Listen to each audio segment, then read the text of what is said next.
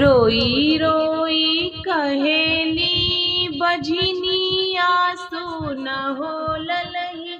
छठी मैया हो मैया गोदिया में दे तू एक ललनवा त छठी तोहरी भूखत्यूं त छठी तोहरी पूजतीनी हो मैया गोदिया में दे तू एक बलकवा त छठी तोहरी भूखत्यूं त छठी तोहरी पूजतीनी हो।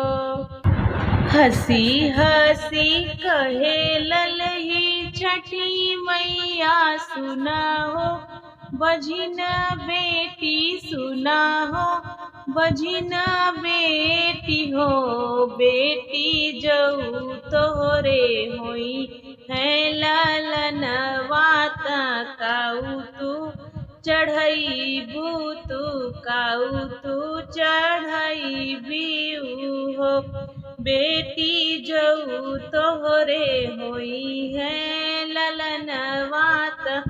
काऊ तू चढ़ई बीऊ त काऊ तू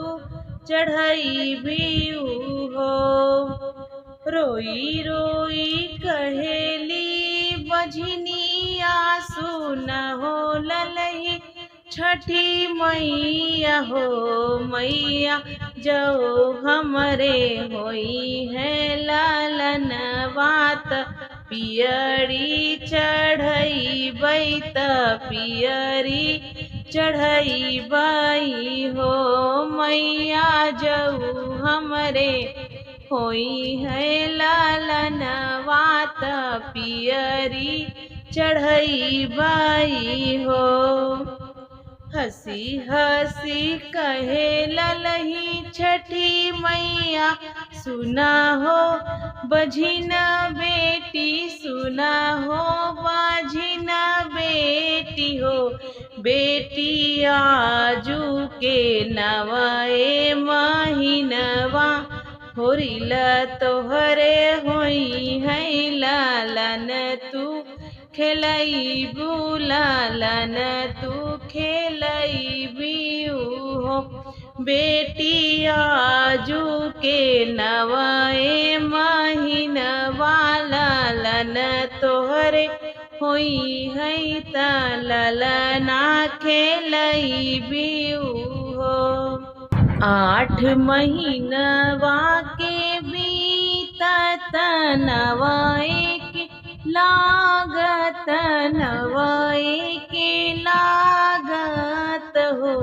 बहिनी बजिनी के भैले ललनवा महल उठे सोहर महल उठे सोहर हो बहिनी बजिनी के भैले